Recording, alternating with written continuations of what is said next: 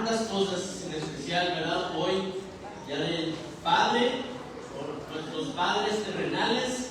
Su palabra es muy clara de que debemos dar gracias, que debemos honrarlos, que ellos merecen esa deferencia, ese respeto hacia ellos. Y bueno, también estoy muy agradecido. No sé cuántos han visto en las redes sociales, gracias a Dios, estos videos de la lluvia en la sierra de Chihuahua. Qué bonito se siente, ¿verdad? No sé si sea algo que toda la gente comparta, pero yo creo que los de Chihuahua, si algo nos hacen felices, son videos de la lluvia cayendo sobre la sierra de Chihuahua, viendo, veíamos, y ahora que estamos planeando nuestro viaje a CRI, la próxima semana, pues veíamos esa lluvia y esos videos y yo le daba muchas gracias a Dios. Yo sé que en los corazones de la mayoría de nosotros tenemos ese agradecimiento, seguimos orando para que el Señor derrame lluvia. Ya habíamos escuchado que este iba a ser un año con bastante lluvia, gracias a Dios. Por un momento lo dudamos, pero ahora que lo estamos viendo, somos testigos, pues le damos muchas gracias a Dios y vamos a seguir orando para que el Señor cumpla su propósito, ¿no? Él puede usar la sequía, Él puede usar el tiempo de lluvia para hablarnos, para hacernos creer más en Él, para hacernos más dependientes de Él. ¿Amén? Bien, hermanos, me gustaría invitarlos a que abramos nuestra Biblia en la primera epístola del apóstol Juan. Juan no solo escribió el Evangelio, que todos conocemos con la historia y las narraciones de Jesús, sino que también escribió 3 epístolas, las 50 casi al final del Nuevo Testamento. Y vamos a abrirlo en el capítulo 3. Y vamos a leer los primeros 2 versículos. Dice: mirad cuán amor nos ha dado el Padre para que seamos llamados hijos de Dios. Por esto el mundo no nos conoce, porque no le conoció a Él. Amados, ahora somos hijos de Dios, y aún no se ha manifestado lo que hemos de ser. Pero sabemos que cuando Él se manifieste, seremos semejantes a Él, porque le veremos tal como Él es. Amén. Oremos. Gracias, Señor, te damos por este día que podemos celebrar, podemos honrar la vida de los padres, por medio de los cuales hoy podemos estar aquí. Esos vasos, esas personas que tú sí utilizaste para traernos, para darnos vida, muchos de ellos pudieron instruirnos por pocos o muchos años, pero hoy, Señor, reconocemos que son una figura para nosotros imperfecta, que solamente es como un espejo que no puede reflejar completamente, pero de algo, Señor, podemos ver tu paternidad, podemos ver tu amor como Padre, que nos has llamado hijos. Y esa confianza, Señor, queremos poder vivirla, queremos poder compartirla, queremos poder caminar en ella. Gracias te damos por los padres que hoy están aquí, Señor, y te pedimos que nos hables acerca de cómo tú eres nuestro Padre. En tu nombre precioso te damos gracias. Amén y amén. Creo que fue algo muy especial que estuvimos cantando acerca del amor de Dios. Y el amor de Dios está expresado como un Padre. Nosotros necesitamos conocer que Dios es un Padre. Y a veces es difícil comprenderlo porque nuestros padres tuvieron sus fallas y a veces queremos relacionar a Dios con un Padre terrenal y no podemos comprender la perfección de su amor como Padre hacia nosotros, porque está obstaculizada por nuestra idea y nuestra visión de un Padre terrenal, ¿verdad? Y en verdad que nuestros padres hicieron lo que pudieron. Conforme uno más va creciendo, se da cuenta de esto. Entre más inmaduro es uno, menos comprende a sus padres, menos los entiende, todos les encuentra un problema. pero a medida que la vida va pasando y vamos comprendiendo y vamos madurando, creo que hay un entendimiento y nuestra mente se va abriendo a las fallas, a las debilidades y al tremendo esfuerzo que nuestros padres hicieron. Ahorita mi mamá mencionaba un poquito acerca de mi padre, ¿verdad? Que el pastor que usó para fundar esta iglesia, y la razón por la cual yo sigo tocando la puerta cada vez que voy a entrar a la oficina, a pesar de que ella no está desde el 2021, pero le doy muchas gracias a Dios por la vida de mi padre. Un hombre recto, un hombre íntegro, un hombre que reflejaba lo que predicaba, que no vivió una doble vida, que tenía realmente unas convicciones muy altas. Y a veces ese era el problema, y a veces esa era la dificultad, los estándares muy altos. Pero hermanos, pues yo veo por todos lados cómo hay figuras de padres. En el deporte hay muchos ejemplos, ¿verdad?, de padres que empujaron a sus hijos a tal punto que llegaron a ser figuras deportivas, estrellas, ¿no? Y nos podemos enterar de gente que empujó a sus hijos. Pero yo me acuerdo cuando mi maestro de violín platicaba de mi papá, que el papá de este violinista muy famoso, Paganini, que a lo mejor ustedes no conocen mucho de violín, pero han escuchado el apellido Paganini y lo pueden seguramente asociar con un violín. Pero el papá de Paganini, me decía mi maestro, y le decía también a mi papá, no sé para qué, que el papá de Paganini lo encerraba a Paganini en un sótano frío y húmedo como 8 horas para que estudiara violín todos los días, y que Paganini sufriendo ahí con el dolor de sus manos, todo, pero que llegó a ser un estándar, ¿no? Una figura mundialmente famosa que trascendió épocas y hasta el día de hoy. Pero pues ese padre también es muy famoso, el papá de Mozart. El papá de Mozart, que lo obligó desde los 6 años, ya lo traía dando conciertos, y pues a lo mejor con una cierta ambición. Y creo que ese muchas veces ha sido el problema de tantas celebridades, deportistas, de tantos actores, que se mezcla el empujar a los hijos con una cierta ambición y se caen en muchos errores. Y se caen en muchas realmente historias trágicas, ¿no? De padres que quieren controlar todos los aspectos de la vida de sus hijos. Y hasta cierto punto todos podemos ver que los padres los llevaron hasta la cima de sus áreas donde se desempeñaban, ya sea deportistas, ya sea artistas, lo que fuera. Pero solamente ellos comprendían lo que significó eso y el precio tan grande que eso significó. Para mí, uno de los ejemplos más que se me viene a la mente muy bonito acerca de los padres, porque también hay ejemplos que nos llenan, nos inspiran. No sé cuántos vieron, porque hizo una película que se llamó En busca de la felicidad, de este hombre de nombre Christopher Paul Gardner. Y la película está basada en el libro, la memoria de este hombre, siendo un papá que se quedó soltero. La mamá los dejó, él hizo y deshizo, movió, removió y no se quedó quieto hasta encontrar su sueño y poder darle a su hijo un mejor futuro. Y creo que queda como un testamento, una pequeña fracción de lo que un padre puede significar, porque ciertamente el papel del padre es muy importante, es muy crucial en el desarrollo de los niños, ¿verdad? Me pueden preguntar a Carlita, si quieren saber más de todo esto, cómo la ciencia ha determinado que es indispensable la figura paterna en el desarrollo de un niño. Y a los cristianos no debería sorprendernos, porque hay muchos mensajes y hay muchos versículos que hablan acerca de los padres.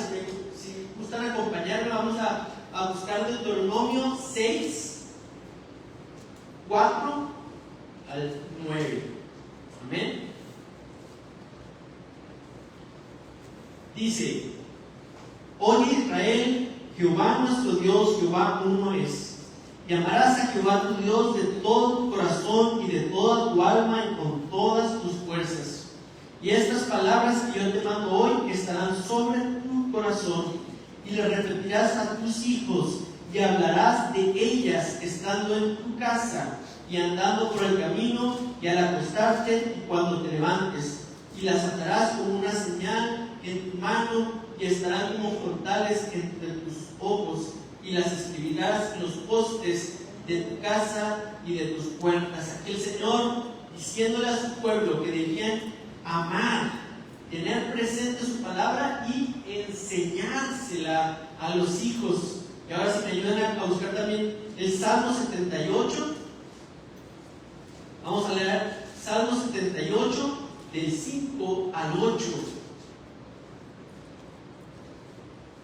Dice: Él estableció testimonio en Jacob y puso ley en Israel, la cual mandó a nuestros padres que la notificasen a sus hijos, para que lo sepa la generación venidera y los hijos que nacerán, y los que se levantarán lo cuenten a sus hijos, a fin de que pongan en Dios su confianza y no se olviden de las obras de Dios, que guarden sus mandamientos y no sean como sus padres, generación contumaz y rebelde, generación que no dispuso su corazón ni fue fiel para con Dios su espíritu. Y Efesios 6, porque encontramos solamente en el Antiguo Testamento, sino en el Nuevo también encontramos que hay un mandato para los padres, ¿verdad?, a ser fieles con sus hijos. Efesios 6, el versículo 4: y vosotros padres no provoquéis a ira a vuestros hijos, sino criadlos en disciplina y amonestación del Señor. Y por último, hermanos, volviendo un poquito a donde empezamos, ahora la tercera epístola del apóstol Juan, fíjense algo que revela el corazón del apóstol Juan, y yo creo que de todos los padres. Dice el versículo 4, que no tiene capítulo, dice: no tengo mayor gozo que este, el oír que mis hijos andan en la verdad. Aquí Juan estaba diciendo, como un padre, no tengo un mayor gozo que escuchar que mis hijos caminan en la verdad. Fíjese cómo Dios puso la responsabilidad sobre los padres de dar a conocer a los hijos acerca de Dios. La ciencia, la psicología, ¿verdad?, nos dice que el padre, la figura del padre, que sus palabras, su interacción, su dinámica, le provee al niño confianza en sí mismo. O sea, es particularmente especial la crianza de parte del padre, sus palabras, para desarrollar confianza en el niño. Y la verdad es que para la sociedad moderna en la que vivimos, la confianza y la autopercepción es uno de los valores más altos en el mercado de las posesiones. Para este mundo no va a haber cosa más importante que tu propia percepción y tu confianza, la confianza que tú puedas tener para lograr lo que sea, para vencer cualquier obstáculo. Eso lo consideran muy valioso. Y dicen: ¿sabes qué? Eso viene principalmente del padre. No por demeritar el trabajo de la madre, porque podríamos hablar también muchísimo de lo que una madre le aporta a un hijo, ese consuelo, pues todo lo que el amor que le da al hijo, ¿verdad? Pero el padre, ese empujarlos, ese animarlos, le genera una confianza al niño. Pero en la palabra de Dios encontramos que lo más valioso que un padre puede aportarle es el conocimiento del Señor. Amén. Y lo entendemos, hermanos. Amén. Porque cuando una persona conoce del Señor, camina en la verdad, como dice aquí Juan, ¿verdad?, va a conocer a Dios, que es la fuente de toda bendición. Conocer a Dios, saber que Él es tu Padre, es mejor que tener una confianza fuerte en ti mismo. pero muchísimo mejor. Es mucho mejor conocer a Dios, porque de Él va a depender tu vida, de Él depende tu vida. A lo mejor tu confianza te lleva a tener buenos días, en donde logres cosas, en donde puedas gozarte en tus triunfos, que logres tener un buen trabajo, que logres tener buenas posesiones, relaciones, una familia, un estatus. Pero va a haber días malos, es inevitable. Y cuando tú conoces a Dios, que Él es la roca firme, cuando tú logras que tus hijos conozcan a Dios, eso les va a dar una seguridad que no se las puede robar ningún día malo. Ningún fracaso les va a poder robar lo que el Señor puede darles a los hijos. Por eso es que el Señor demandó de los padres que pudieran proveer la capacidad de conocer a Dios. Es muy importante, hermanos, es trascendental. Y de hecho también, ¿verdad?, en los versículos que leímos había advertencias de no hacerlo, de generaciones pasadas que fueron contumaces y rebeldes y que el Señor los destruyó. Entonces hay una gran bendición para los que lo pueden hacer, para que los que pueden transmitir el conocimiento del Señor, un amor por su palabra. Y hay una gran advertencia, una seria advertencia para aquellos padres que no logran hacerlo, ¿verdad? Necesitamos entenderlo, hermanos, necesitamos verlo. Había otro ejemplo, también hicieron una película del papá de las tenistas muy famosas, Serena y Venus Williams, ¿verdad? Y lo impresionante de este hombre es que él tuvo la visión de que sus hijas iban a ser tenistas profesionales de primer nivel, para poder escapar de la violencia y la condición de pobreza en la que vivía él en Compton, California. Incluso tuvo esta visión antes de que nacieran sus hijas. Y dicen que él se empezó a preparar, porque no sabía nada de tenis, y se empezó a preparar, empezó a tomar clases, empezó a ver cómo podía él desarrollar algo de conocimiento para poder él empezar, haciendo sus hijas, a entrenarlas. Y después, pues, bueno, es la historia de dos hermanas que lograron muchísimas cosas en el deporte del tenis, ¿verdad? Pero empezó con eso, con la visión de un padre.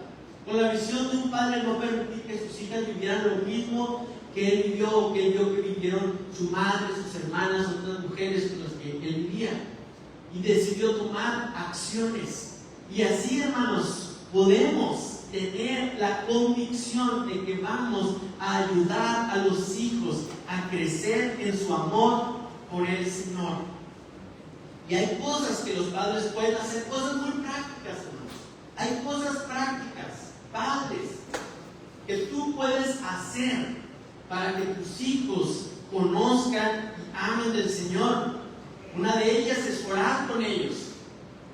Orar por ellos, como decía también de mi abuelito, ¿verdad?, que no tuve el gusto de conocer, pero que una de sus hijas lo escuchaba orar por cada uno de ellos. Pero así como podemos orar, y usted puede orar por sus hijos, es importante que usted ore con sus hijos. Amén. Hay algo ahí, porque los niños, ¿verdad?, no van a entender, no van a racionalizar lo que está bien, está mal. Ellos van a hacer lo que ven. Lo que ven, esto es ley para ellos, es lo que se tiene que hacer. Por lo mismo, varones, hermanos, servir al Señor. Servir al Señor. De una manera muy práctica de hacerlo es servir en tu iglesia local. Ya aquí ya estoy viendo así como el sermón de los pastores.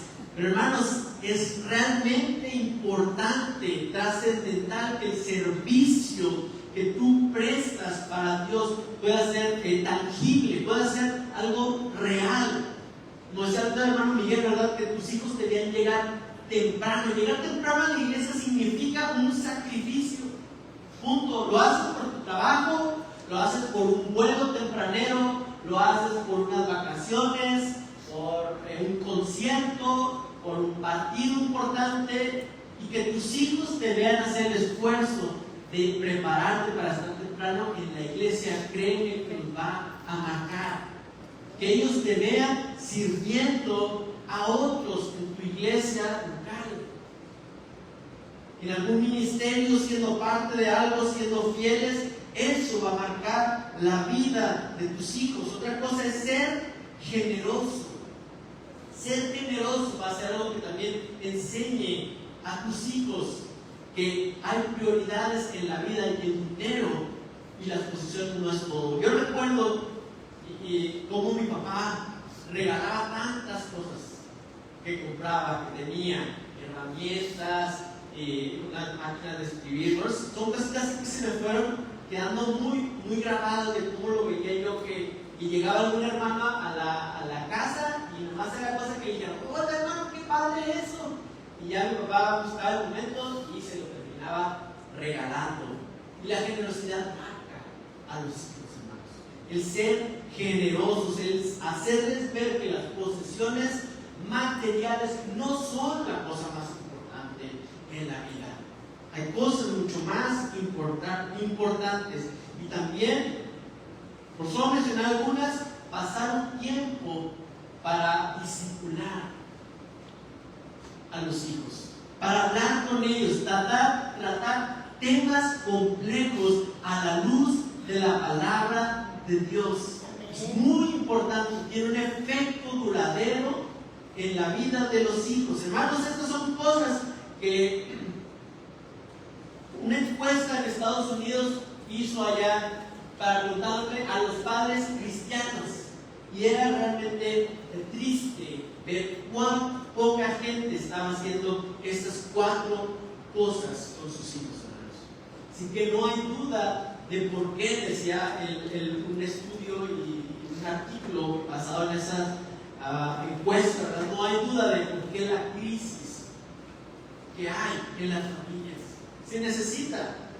No hay soluciones mágicas, hermanos. Es un proceso, es el ser fieles, es el ser constantes, el ser consistentes, el pedir la gracia del Señor. Yo sé que hay muchos padres que a lo mejor sienten que no tienen una respuesta de parte de sus hijos. Sienten que, ¿cuántas hemos escuchado? Y yo mismo lo he escuchado, ¿cuántos padres quejarse de que sus hijos no les hacen caso, de que no los escuchan? ¿Y saben qué pasa muchas veces? Que el padre, buscando una reacción, buscando que el hijo despierte, buscando que el hijo reaccione, van subiendo el tono, a veces de la voz, a veces del volumen, pero otras veces las palabras que se dicen, a veces buscando eso, que el muchacho reaccione, pero va pidiendo, va subiendo la temperatura de lo que se está diciendo, y de repente se llegan a decir cosas muy duras, solamente buscando una reacción. Y creo, hermanos, que hay una diferencia, y necesitan los padres pedir dirección al Señor y saber que disponen de la sabiduría del Espíritu Santo. ¿Recuerdan cómo Jesús le dijo a sus discípulos que cuando los llevaran ante los reyes, ante las autoridades, no se preocuparan de qué iban a decir, porque el Espíritu Santo les iba a decir en ese momento que debían hablar? Y esa misma gracia y ese mismo Espíritu está disponible cada vez que tú tienes que hablar con tu hijo. Así es que tú tratar de subir el nivel como el filo de tus palabras por provocar una reacción, en cierta manera es dudar del poder del Espíritu Santo. Hermanos, ustedes y yo no vamos a ser capaces de ver todo el efecto de lo que tu crianza, tu manera de ser va a estar o está haciendo en la vida de tus hijos. Solamente la eternidad va a poder revelarlo. Entonces, hay mucho material para cuando tienes a tus hijos pequeños, pero también, hermanos, ya llegó una edad en la que no es tu responsabilidad, ¿verdad?, corregir a tus hijos. Si ya son adultos, si ya pueden tomar sus propias decisiones, si ya están trabajando, pero la oración de los padres puede mucho. La oración de los padres por sus hijos, el estar presentes, el hacerse presentes, tiene un poder único, hermanos. Muchos padres creen que por mostrar que se equivocan, que si evitan que los hijos se den cuenta que se equivocaron, su figura de autoridad va a permanecer. En cambio, cuando los hijos se enteran que se equivocaron, que cometieron errores, su autoridad sufre, ¿verdad?, un desgaste. Y no es cierto. No es, en realidad, no es que se busque una figura perfecta. Creo que está más en el ser fiel, en el ser constante, en el creerle a Dios, que en el querer demostrar algo que no es. Porque ninguno es perfecto, ninguno puede ser un padre perfecto, pero podemos apuntar a que sí es un Padre perfecto, al Padre celestial. Eso es a lo que debemos siempre apuntar, hermanos. No a tratar de manipular, no a tratar de esconder, no a tratar de mentir, sino a apuntar siempre y únicamente al Padre celestial. Él es el único que es perfecto. Así es que, Padre, no es tu responsabilidad salvar a tus hijos, por así decirlo, agarrarlos y meterlos en el arca de salvación. Así no funciona el reino de Dios. Ellos tienen que tomar una decisión. Por eso la iglesia cristiana no está convencida ni practica los bautizos de infantes, de niños, ¿verdad? Porque creemos que el bautismo en las aguas, como una figura de muerte y nuevo nacimiento, tiene que ser en una edad en la que la persona es consciente de la decisión que está tomando. Un niño no es consciente de una decisión por Cristo. Y ya muchas personas, ¿verdad?, creen así como creer en amuletos, que el bautismo los va a proteger, que el bautismo es lo otro. Hermanos, es una decisión y es una figura. Pero no se trata que los padres agarren al hijo y lo suban al tren de salvación. Pero la responsabilidad que tienen los padres es la de propiciar un ambiente en la casa propicio para que la fe eche raíces en los corazones de los jóvenes y de los niños. Esa es la responsabilidad. Por un lado es más fácil. No eres tú responsable de la salvación de tu hijo. ¡Ah, qué buena onda! Hay un descanso porque puedo descansar de esa responsabilidad, de esa carga. Pero al mismo tiempo es difícil porque el crear un ambiente es todos los días. No va a ser una sola vez. No va a ser como que tú agarras a un niño chiquito, le compras un trajecito de la comunión y lo llevas a la iglesia y listo, te sacudes las manos y ya está. Es algo que tiene que ser todos los días. Es algo que se tiene que respirar en la casa de cada creyente, hermanos. Y los padres tienen un efecto muy fuerte en el ambiente de la casa, ¿verdad? Entonces, necesitamos creerlo, necesitamos saber, hermanos, la responsabilidad que Dios le ha dado a los padres de enseñar, de amar, porque en el amar, es que los hijos van a conocer a Dios. Va a llegar un momento en que ellos van a poder tomar una decisión por ellos mismos. Ahí es donde empezamos leyendo, ¿verdad? Dice el versículo 2 de 1 Juan 3: ahora somos hijos de Dios y aún no se ha manifestado lo que hemos de ser. Fíjese cómo hay una tensión de ya, pero aún no. Que dice que ya somos hijos de Dios, pero aún no se ha manifestado lo que hemos de ser. Hay una tensión ahí que necesitamos nosotros, no sé si entender, porque a veces no lo podemos entender, pero sí necesitamos aceptarla. Aceptar una tensión de que ya somos hijos de Dios, pero aún no se ha manifestado, aún falta por manifestarse. ¿Y sabe cuándo se cumple esto? Cuando Él se manifieste, seremos semejantes ¿a quién? A Él. Seremos semejantes a Él, padres. Esa es la oración que tú tienes que hacer por tus hijos, que ellos sean semejantes a Dios, al Padre. Hay algo que sucede por las generaciones, hermanos, y es que si tú creciste con un padre que por sus errores creíste que no quería hacer nada como tu papá, creíste que no querías nunca tener las actitudes, nunca hacer lo que lo viste hacer, déjame decirte algo: si tú tomas el camino del rencor, el camino del odio, o simplemente de ignorar a tu padre, ese camino te va a llevar círculo completo a regresar a ese mismo punto, pero más adelante en tu vida. ¿Qué significa esto? Que a veces los patrones que se repiten por generaciones, hermanos, no se rompen, no porque no haya una intención interna del hijo de ser diferente. Creo que casi todos los hijos tenemos la intención de ser diferentes de sus papás. Casi todos los hijos llegan a un punto en el que tú ves a tus papás y dices: mira, como sea, pero nunca quiero verme así. Como quiera que sea, pero yo nunca quiero andar haciendo eso. No sé cómo lo voy a hacer, pero yo nunca quiero hablar como ese señor. Todos hemos pasado por eso.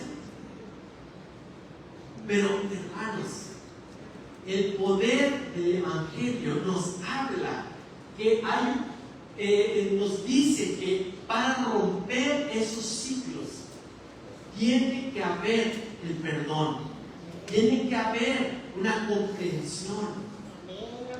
Porque lo que tu padre te falló a ti, te lo puedo garantizar que su padre le falló a él, y su padre también, y se va yendo atrás y atrás. Y por eso encontramos ejemplos tan sorprendentes como en el Génesis, que Abraham e Isaac, padre e hijo, cometieron el mismo error, cada uno en su momento, ¿verdad? Eso lo pone el libro de Génesis de una manera tan clara, y yo creo que es un principio para la historia de la humanidad.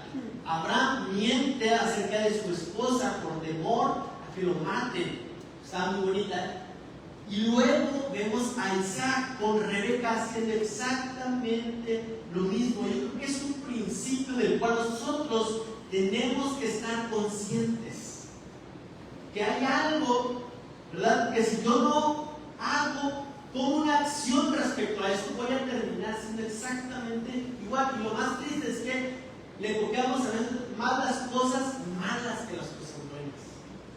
Más las cosas malas, los gritos, los insultos, los golpes, se terminan repitiendo una y otra vez, generación tras generación, porque no hay una conciencia de esto y no permitimos que el Espíritu Santo rompa con estas maldiciones, con estos ciclos de violencia, por llamar y usar palabras un poquito más modernas, ¿verdad? Pero necesitamos, hermanos, saber que en el perdonar, que en el permitir que el Evangelio haga su efecto en mi vida, en el permitirme comprender, amar, perdonar a nuestros padres terrenales, nosotros podemos, por medio del Espíritu Santo, romper, detener con ese ciclo y empezar un nuevo ciclo en el Señor. Detenerlo, hermanos, y empezar algo nuevo. Ese es el poder del Evangelio del cual estamos predicando. Que hay un poder, que en verdad la sangre y en tu ADN, el pecado y los errores que corren por tu familia es algo muy fuerte. Puedes gastar un dineral en terapia, y ¿sabes qué? Son personas muy profesionales que te van a ayudar a encontrar así, punto por punto, casi que el día exacto en el que una y que causaron una herida en tu corazón que está provocando muchos errores. Eso puede provocar la terapia. Pero un terapeuta no te va a decir qué es lo que tú tienes que hacer. Su ética profesional no le permite decirte. Ellos quieren que tú lo descifres. Ellos quieren que tú lo entiendas, que tú lo proceses. Pero solamente el Evangelio, solamente el Señor te puede decir lo que tú debes hacer. Y solamente el poder del Evangelio, del poder del Señor Jesús, es suficiente para romper eso. ¿Sí? Es suficiente para poder romper con esas cadenas, con esas ataduras, con esas prisiones en las cuales está reproduciendo el mismo error y pecado en la familia una y otra vez. Y la psicología te puede ayudar, pero déjame, te ahorro también, si gustas, mucho dinero en terapia. Tus papás te traumaron, tus papás te hicieron daño de una manera u otra, ¿sí? Porque te compraron Maxi, o porque si no te compraron Maxi, la cocinita, lo que sea, te hicieron daño. Allá te ahorré una lana de terapia. El diagnóstico, lo primero, lo más fácil. También no voy a decir que todo. Pero lo que tú puedes hacer, lo que tú necesitas hacer, entendiendo el diagnóstico, es ir al Padre, es entender el amor del Padre. Dice, mirad cuál amor nos ha dado el Padre, mirad, contempladlo, tratar de asimilarlo, voltear tu atención hacia el amor del Padre que nos ha hecho hijos. Y en eso, hermanos, no en el odiar a tu papá, si tú vas a ser diferente a tu papá, viendo el amor del Padre Celestial, es que tú vas a poder ser diferente a tus hijos. El saberte hijo y saberte amado te va a dar la capacidad para criar y amar hijos en el Señor, siendo librado, no te voy a decir de golpe. No lo creo que pueda ser así, aunque el Señor si lo pudiera hacer, no es porque le falte poder, es porque Él siempre hace las cosas en nuestra vida a través de un proceso. Y déjame decirte algo: tus errores, Padre, tus fallas, tus deficiencias, Dios las usa para moldear la vida de tu vida. Así es que yo en esta hora, hermanos, le pido al Señor que nos haga una iglesia que anime a los padres.